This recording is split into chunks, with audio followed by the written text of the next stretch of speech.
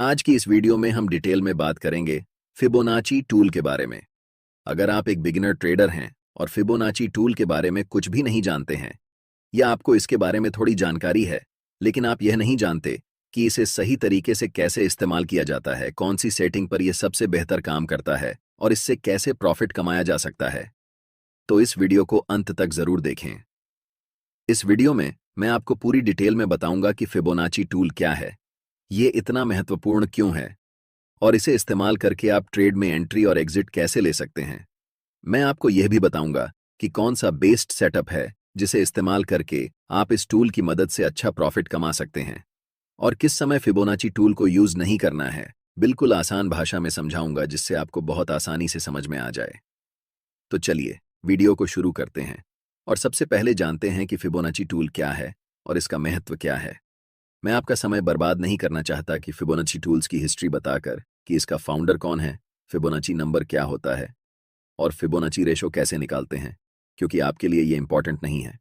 आपके लिए जो सबसे ज्यादा इंपॉर्टेंट है वह है कि आप कैसे फिबोनाची टूल को परफेक्टली चार्ट पर ड्रॉ कर सकते हैं। इस टूल को हम तभी इस्तेमाल करते हैं जब प्राइस अप ट्रेंड या फिर डाउन ट्रेंड में होती है। हमेशा याद रखना, कभी भी फिबोनाची टूल को साइडवेज मार्केट में यूज मत करना। इस एग्जाम्पल को ध्यान से देखो। प्राइस हायर हाइज और हायर लॉज बनाकर ऊपर की ओर बढ़ रही है, क्योंकि कभी भी प्राइस यूनिडायरेक्शनल में नहीं जाती है। मार्केट का एक स्ट्रक्चर होता है जिसे प्राइस हमेशा फॉलो करती है और इसी स्ट्रक्चर को हम लोग अपर ट्रेंड या फिर डाउन ट्रेंड कहते हैं। आपने बहुत सुना होगा कि ट्रेंड इज योर फ्रेंड। अगर आप ट्रेंड के साथ मिलकर ट्रेड करते हैं तो आप हमेशा प्रॉफिटेबल रहेंगे, लेकिन यह नहीं पता कि ट्रेंड के साथ कैसे ट्रेड करते हैं। और फिबोनाची सबसे अच्छा टूल है ट्रेंड को ट्रेड करने के लिए। ये सिंगल टूल आपको पूरी जानकारी देता है कि कहां पर मार्केट में एंट्री करनी है और कहां पर मार्केट में एग्जिट करनी है। इस टूल को इस्तेमाल करने के लिए सबसे पहले हम ट्रेडिंग व्यू वेबसाइट खोलेंगे और लेफ्ट साइड में जहां टूल बार लगी है वहां पर ऊपर से तीसरे नंबर पर हमें फिबोनाची का ऑप्शन मिल जाता है। इस पर हम क्लिक करेंगे और चार्ट्स में जहां अप ट्रेंड या फिर डाउन ट्रेंड चल रहा हो वहां स्विंग लो से स्विंग हाई तक हम फिबोनाची टूल को ड्रॉ करेंगे। ये फिबोनाची की डिफ़ॉल्ट सेटिंग है जो कि हमें चार्ट्स पर बहुत ज़्यादा कम्प्लेक्स लग रही है, इसलिए हम इसके सेटिंग को ओपन करेंगे और जो रेशो लेवल हमारे काम की है हम सिर्फ उसे ही रखेंगे। 0.382 लेवल को हम रिमूव करेंगे, फिर 1 से ज़्यादा जितने भी रेशो हैं उन सब को रिमूव करेंगे सिर्फ एक को छोड़कर, जो है 1.618। नेक्स्ट हम दो और रेशो को रिमूव करेंगे, 0.236 और 0.786। अब हमारे फिबोनाची सेटिंग में सिर्फ 5 लेवल्स हैं और अगर हम चाहें तो हम इनके बैकग्राउंड को भी रिमूव कर सकते हैं जिससे चार्ट और क्लीन लगे, और फिर हम ओके कर देंगे और इनमें से जो हमारे काम की लेवल्स हैं सिर्फ वही बचे हैं। इस टूल को हम दो तरह से इस्तेमाल करते हैं। फिबोनाची रिट्रेसमेंट, जो हमें बताता है कि मार्केट में हमें कहाँ एंट्री करनी है, यानी कि फिबोनाची रिट्रेसमेंट लेवल हमें एक इंपॉर्टेंट सपोर्ट एरिया चार्ट्स पर आइडेंटिफाई करने में मदद करता है। और दूसरा इस्तेमाल है फिबोनाची एक्सटेंशन का, जिसे हम ट्रेड को एग्जिट करने के लिए इस्तेमाल करते हैं। ये हमें मार्केट में इंपॉर्टेंट रेजिस्टेंस लेवल ढूंढने में मदद करता है। सबसे पहले बात करते हैं फिबोनाची रिट्रेसमेंट की, जिससे हम मार्केट में एंट्री करेंगे। जब प्राइस अप ट्रेंड में रहती है तब इस टूल को हम ड्रॉ करते हैं, जिसमें 1 रेशो लेवल स्विंग लो पर होती है और 0 रेशो लेवल स्विंग हाई पर होती है। इन दोनों लेवल के बीच में दो मोस्ट इंपॉर्टेंट लेवल होते हैं, एक 0.5 और दूसरा 0.618।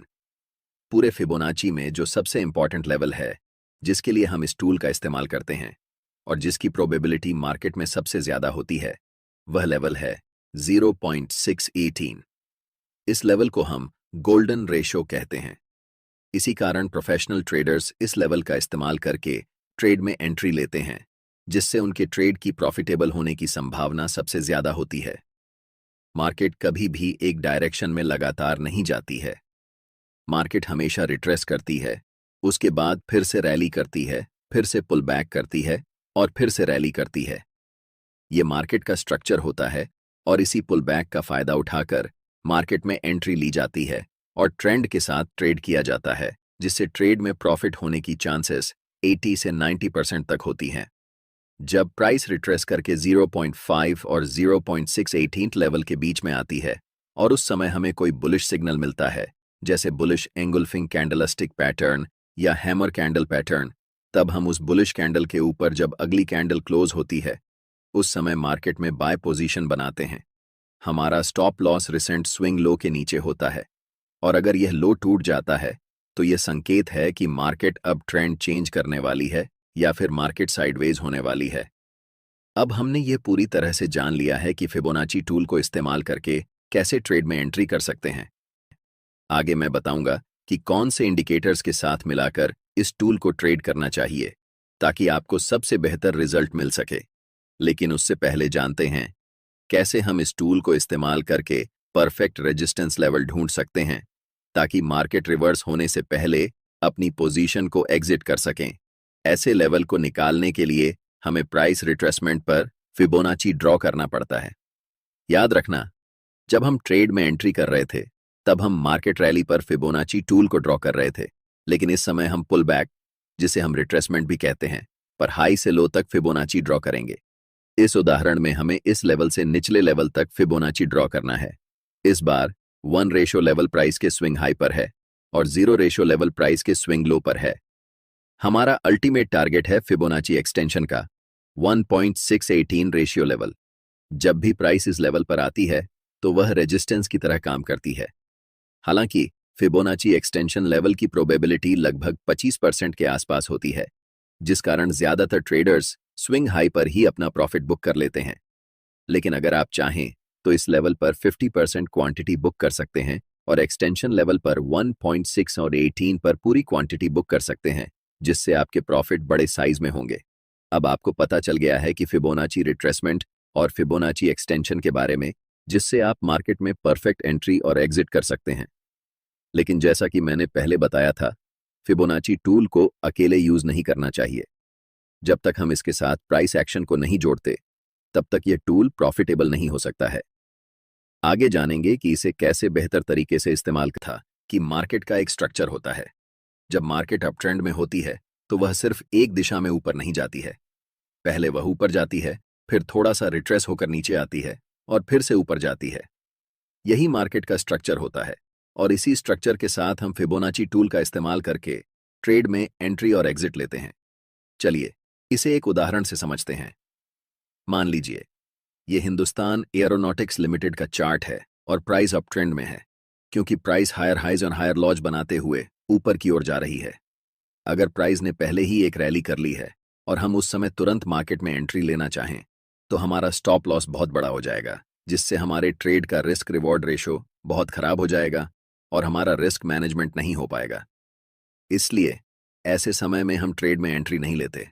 हमें पता है कि मार्केट का स्ट्रक्चर यही है कि मार्केट पहले रैली करने के बाद एक पुल बैक जरूर लेती है और इसी पुल बैक पर हम ट्रेड में एंट्री लेंगे, जिससे हमारा रिस्क रिवॉर्ड रेशो सही रहेगा और हम अपने रिस्क मैनेजमेंट को फॉलो कर पाएंगे। हमें प्राइस को सिलेक्ट करना है और स्विंग हाई और स्विंग लो को मार्क करना है। जब भी प्राइस इस गोल्डन रेशो के पास यानी कि 0.5 और 0.618 के बीच में आती है तो हमें अलर्ट हो जाना है। ट्रेड तुरंत नहीं लेना है, बल्कि अलर्ट रहना है और इस एरिया में जैसे ही कोई बुलिश कैंडल बनती है उसे मार्क करना है। जैसे ही नेक्स्ट कैंडल उस हाई को ब्रेक करती है हम मार्केट में एंट्री लेंगे।